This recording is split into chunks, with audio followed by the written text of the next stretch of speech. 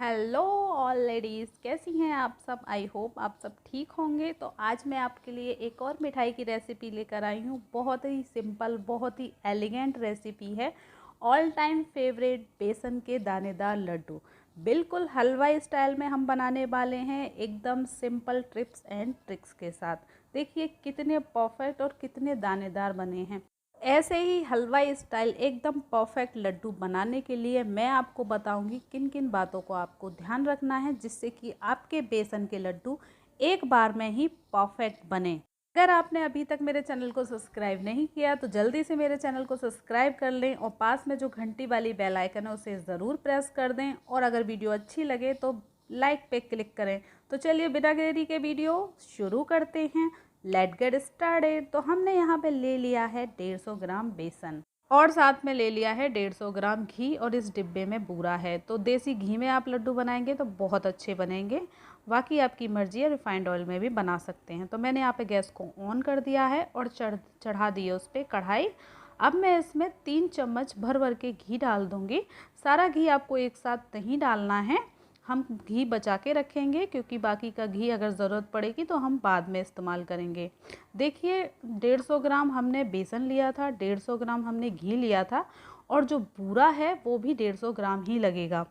तो घी की मात्रा कम ज़्यादा हो सकती है, क्योंकि ये डिपेंड करता है आपके बेसन पे कि बेसन कैसा है। तो बेसन आप मोटा नैना किसी भी तरीके का ले सकते हैं, लेकिन अगर थोड़ा सा मोटा वाला बेसन होगा तो लड्डू उससे ज़्यादा दानेदार बनेंगे। अगर महीन वाला बेसन है तो भी कोई बात नहीं, उसके भी लड्डू अच्छे बनते हैं। तो जो भी आपके घर में अवेलेबल हो वो आप ले सकते हैं। बस कुछ खास ट्रिक्स का ध्यान रखना है, उससे महीन वाले बेसन के लड्डू भी बढ़िया बनेंगे।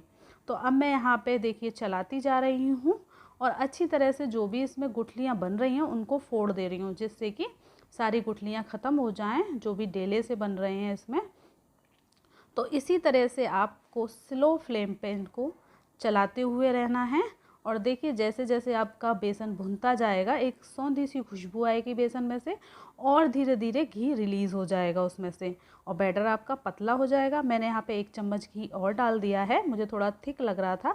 देखिए मैं यहाँ पे लगातार चलाती जा रही हूँ, और जब तक आपको चलाना है जब तक ये इसका कलर चेंज नहीं हो जाता, ताकि थोड़ा गोल्डन सा कलर नहीं आ जाता। आपको इसको छोड़ना नहीं है बीच में, वरना होगा क्या कि ये नीचे से जल जाएगा और बिल्कुल देखने में अच्छा नहीं लगेगा। इसी तरीके से आपको लगातार इसको चलाना है, और गैस का फ्लेम आपको स्लो पर ही रखना है, भूल के भी उसको तेज़ ना करें, वरना होगा ये कि कहीं से बेसन सिक जाएगा और कहीं से वो कच्चा रह जाएगा। तो देखिए बेसन का हल्का सा कलर चेंज हो गया है, हल्का सा ये रेडिश हो गया है, और घी भी रिलीज़ हो गया है, बैटर हमारा पतला हो गया है। तो लगातार हमें और इसको चलाना है। आपको 10 से 12 मिनट लगातार स्लो फ्लेम पे इसको चलाना है, इतना ही टाइम लगता है, इससे ज़्यादा नहीं लगेगा आपको। और अच्छा सा प्यारा सा गोल्डन रेड कलर आ जाएगा। देखिए लगभग बेसन हमारा भुन के तैयार है। अब हम क्या करेंगे, और थोड़ा फ्लफ़ी भी हो गया है भुन भुन के, गैस को कर देंगे ऑफ़। और गैस को ऑफ़ करने के बाद भी आपको 2 से 3 मिनट चलाना है, क्योंकि कढ़ाई गर्म होती है, अभी भी बेसन जल सकता है।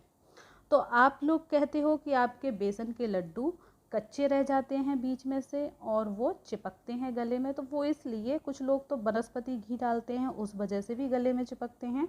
और कुछ लोग बेसन को अच्छे से नहीं भूनते, उनका बेसन कच्चा रह जाता है, इस वजह से वो गले में चिपकता है। तो आपको बेसन को अच्छे से भूनना है। तो बेसन हमारा हाँ ठंडा हो चुका है, बिल्कुल ठंडा हमें बेसन को नहीं करना है, हल्का सा गुनगुना, ताकि हम उसको टच कर सकें, हम जले नहीं और उसे छू भी सकें। तो मैंने यहाँ पे 150 ग्राम बूरा डाल दिया है। अगर आपके पास बूरा ना हो तो आप इसमें चीनी को पीस के मिक्सी चला दीजिए, और चीनी पिस जाएगी, बूरा बन जाएगा, उसको डाल दीजिए। अच्छी तरीके से इसको मैं पलटे से मिक्स कर रही हूँ, आप चाहें तो हाथों से भी मिक्स कर सकते हैं। और बूरा आपके बूरे में ज़्यादा ही डेले हैं तो बूरे को छान के लें, वरना आप उनको फोड़ते रह जाएंगे और टाइम वेस्ट होगा। तो बूरे को आप छान लें फिर डालें। मेरे बूरे में डेले नहीं थे, इस वजह से मैंने इसको ऐसे ही डाल दिया। अब मैंने यहाँ पे थोड़ा सा नारियल का बुरादा लिया है और थोड़े से खरबूजे के बीज डाल दिए हैं। खरबूजे के बीज बहुत अच्छे लगते हैं, तो अगर आपके पास हो तो ज़रूर डालें। तो मैं यहाँ पे मिश्रण को अच्छी तरह से सभी चीज़ों को मिक्स कर लूँगी। जिससे कि हम लड्डू बनाने के लिए मिक्सचर हमारा रेडी हो जाए। तो कुछ लोग कहते हैं कि उनके लड्डू बंधते नहीं हैं, फूटते हैं, तो वो इसलिए होता है कि आप या तो घी कम रह गया, और अगर ऐसा होता भी है तो टेंशन बिल्कुल भी ना लें, थोड़ा सा घी और मिक्स कर लें, लड्डू आपके बिल्कुल बंध जाएंगे।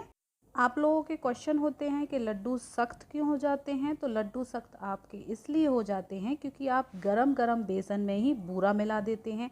तो बूरा तो मेल्ट हो जाता है और जब बाद में ठंडा होता है तो वो कड़क पड़ जाता है। इस वजह से भी बेसन के लड्डू आपके सख्त हो जाते हैं। और दूसरा बात यह है कि आप लड्डू बना के उन्हें फ्रिज में रख देते हो, इस वजह से भी सख्त हो जाते हैं। तो लड्डू बनाने के बाद इनको फ्रिज में रखने की कोई ज़रूरत नहीं, इनको बाहर ही आप नॉर्मल टेम्परेचर पर रखिए। महीनों तक आपके लड्डू बिल्कुल ख़राब नहीं होंगे और ना ही सख्त रहेंगे, एकदम सॉफ्ट, एकदम फ्लपी, एकदम मुंह में घुलने वाले लड्डू आपके बन के तैयार होंगे। तो कुछ चीज़ों का आप ध्यान रखना है। और देखिए मैं यहाँ पे दोनों हाथों से लड्डुओं को बांध रही हूँ, बिल्कुल हलवाई के जैसे। मुझे वो फीलिंग भी हलवाई वाली ही आ रही थी जब मैं दोनों हाथों से लड्डू को बांध रही थी। तो देखिए एकदम गोल शेप में आपको लड्डू को बना लेना है। कुछ लोगों के लड्डू लिक्विडी फॉर्म में हो जाते हैं, मतलब उनकी शेप अच्छे से नहीं आ पाती। वो इसलिए होता है या तो आप घी ज़्यादा इस्तेमाल कर लेते हो, मतलब जितनी मेज़रमेंट से ज़्यादा डाल देते हो घी, इस वजह से। या दूसरा कारण ये हो सकता है कि आप फिर से गरम गरम बेसन में बूरा मिला देते हो और बूरा मेल्ट हो जाता है, और जब आप लड्डू बांधते हो तो वो टेढ़े मेढ़े बनते हैं, उनकी शेप गोल नहीं आती।